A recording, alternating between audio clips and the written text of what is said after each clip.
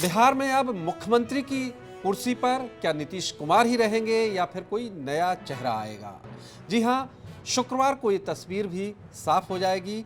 बिहार विधानसभा चुनाव के दोनों चरणों की वोटिंग हो गई है और अब सबको इंतजार है चुनाव के रिजल्ट का। शुक्रवार को सुबह 8 बजे से वोटों की गिनती शुरू हो जाएगी और ईवीएम के जरिए जो वोटिंग हुई है और जब से शुरू हुई है तब से हर चुनाव में अगले 3-4 घंटे बाद ये स्थिति साफ हो जाती है, क्लियर हो जाता है कि आखिर जो रिजल्ट है वो किस पार्टी के पक्ष में जा रहा है। इसी तरह से शुक्रवार को जब 8 बजे वोटिंग शुरू होगी तो लगभग 11-12 बजे तक आपको ये तस्वीर बिल्कुल क्लियर दिखने लगेगी कि बिहार की कुर्सी पर जो है मुख्यमंत्री की कुर्सी पर नीतीश कुमार बने रहेंगे या फिर कोई दूसरा चेहरा आएगा।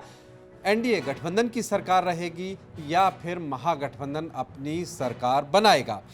इसके लिए वोटों की गिनती जब शुरू होगी तो देश भर की निगाह रहेगी, क्योंकि बिहार का चुनाव जिस तरह से पूरे देश भर में जिस तरह से निगाह रही, क्योंकि कई मुद्दे उठे, कांग्रेस पार्टी की तरफ से, आरजेडी की तरफ से कई मुद्दे उठाए गए, खासतौर से एसआईआर चुनाव में जो वोटर लिस्ट तैयार की गई है उसको लेकर विपक्ष चुनाव आयोग को घेरता रहा है और बीजेपी पर भी आरोप लगाता रहा है। चुनाव आयोग ने हालांकि इस मामले में अपनी सफाई दी थी कि जिन लोगों के वोटर लिस्ट से नाम हटाए गए हैं, अगर उनके बारे में कोई प्रूफ है तो पॉलिटिकल पार्टियां सामने आए।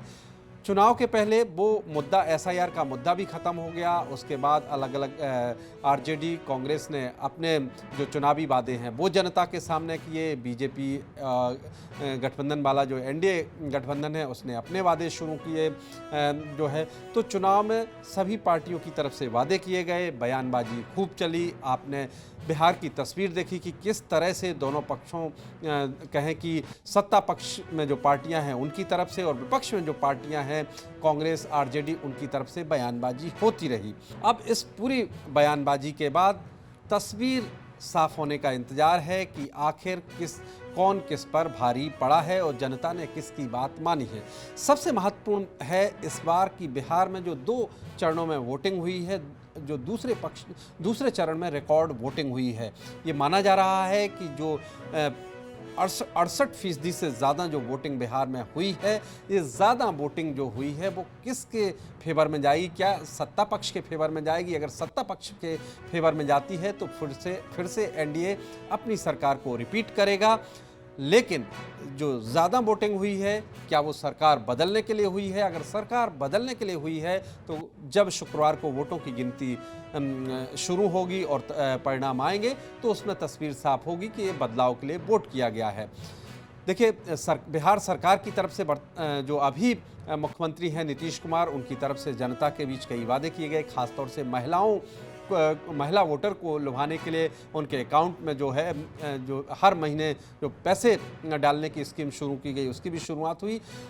इसके अलावा अगर आरजेडी की तरफ से बात करें तो तेजस्वी यादव ने धुआंधार दौरे किए, रैलियां की और साथ में युवा वोटर को खूब लुभाया।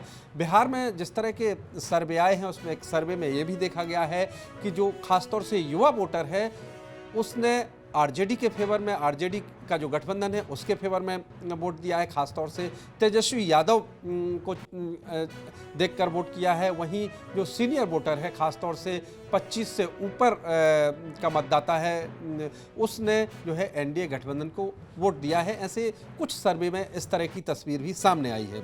लेकिन अगर बात करें बिहार विधानसभा चुनाव की तो देखिए 243 सीटें हैं और सरकार बनाने के लिए 122 सीटों की ज़रूरत होगी। आपने देखा कि किस तरह से जो है बीजेपी और जेडीयू बराबर सीटों पर चुनाव लड़ी। उसके साथ ही एलजेपी को 29 सीटें दी गई और हिंदुस्तान अवामी मोर्चा जो है उसको 6 सीटें दी गई और इसके अलावा उपेंद्र कुशवाहा की पार्टी को भी 6 सीटें दी गई। अब इस गठबंधन में बीजेपी क्या सबसे ज़्यादा सीटें लेकर सामने आएगी या फिर जेडीयू सबसे ज़्यादा सीटें लेकर आएगी, ये भी देखना होगा। क्योंकि पिछले चुनाव में आप देखिए तो बीजेपी ने सबसे ज़्यादा सीटें जीती थी, लेकिन फिर भी उसके पास इतना संख्या बल नहीं था कि वो अपने बूते सरकार बना सके, लिहाजा नीतीश कुमार के साथ सरकार बनानी पड़ी। भले ही जेडीयू की कम सीटें थीं, लेकिन नीतीश कुमार को मुख्यमंत्री स्वीकार करना पड़ा।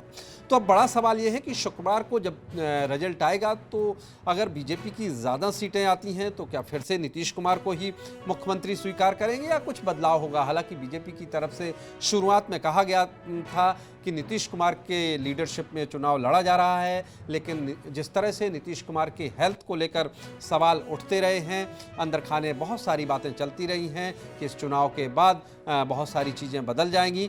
तो क्या एनडीए गठबंधन जीतता है तो कोई दूसरा चेहरा मुख्यमंत्री के रूप में दिखेगा, ये भी देखना एक बड़ा दिलचस्प होगा। लेकिन यदि महागठबंधन जीतता है इस चुनाव में, उसकी सीटें ज़्यादा होती हैं, कांग्रेस, लेफ्ट पार्टीज़ और आरजेडी सरकार बनाती है, तो उसमें लगभग ये तय माना जा रहा है कि अगर महागठबंधन जीतता है तो तेजस्वी यादव मुख्यमंत्री के रूप में शपथ लेंगे, तेजस्वी यादव मुख्यमंत्री का चेहरा होंगे। हालांकि जब एक रैली में ये बात आई थी उस वक्त राहुल गांधी ने तेजस्वी यादव के नाम पर प्रेस कॉन्फ्रेंस में हामी नहीं भरी थी, लेकिन अगर ये गठबंधन महागठबंधन अच्छी खासी संख्या बल के साथ सीटें लाता है तो ये लगभग तय है कि तेजस्वी यादव इस सरकार को लीड करेंगे। लेकिन आपने देखा कि 2 चरणों के वोटिंग के बाद जिस तरह से अधिकतर जो है एग्जिट पोल आए हैं, एग्जिट पोल के नतीजे आए हैं, वो ये बता रहे हैं कि फिर से बिहार में एनडीए की सरकार बनने जा रही है। तो एनडीए अगर बहुमत फिर से हासिल करता है तो सिर्फ सस्पेंस इसी बात पर रहेगा कि क्या अब नीतीश कुमार को मुख्यमंत्री के रूप में आगे भी बीजेपी स्वीकार करेगी या कुछ बदलाव होगा। क्योंकि इसके पहले जब नीतीश कुमार अलग हुए थे तो बीजेपी के नेताओं ने ही नीतीश कुमार की हेल्थ को लेकर सवाल उठाए थे। बाद में जब वापस नीतीश कुमार बीजेपी के साथ आ गए तो बीजेपी के नेताओं ने इस पर खामोशी बरत ली। अब गठबंधन के साथी हैं नीतीश कुमार, मुख्यमंत्री भी हैं, और बीजेपी के नेता चुनाव के दौरान ये कहते रहे हैं कि नीतीश कुमार के लीडरशिप में चुनाव लड़ा जा रहा है। लेकिन देखिए, सब कुछ तस्वीर, पूरी की पूरी तस्वीर जो है रिजल्ट जैसे ही आएगा उसके बाद साफ होगी। क्योंकि राजनीति में आप जानते हैं संख्या बल मायने रखता है और जिसकी संख्या ज़्यादा होगी वो सरकार को लीड करेगा। हालांकि पिछले चुनाव में इस तरह से नहीं हुआ, बीजेपी ने ज़्यादा संख्या में सीटें जरूर जीती, लेकिन उसकी मजबूरी रही कि जेडीयू की कम सीटें होने के बावजूद नीतीश कुमार को मुख्यमंत्री स्वीकार करना पड़ा। तो दिलचस्प होगा शुक्रवार को कि क्या नीतीश कुमार को मुख्यमंत्री के रूप में फिर से बीजेपी स्वीकार करती है या फिर बीजेपी किसी अपने नए चेहरे को सामने लाती है। ये सब तब होगा यदि एनडीए को बहुमत मिलता है। हालांकि जिस तरह से एग्जिट पोल के नतीजे आए हैं ये माना जा रहा है कि एनडीए को बहुमत मिलेगा।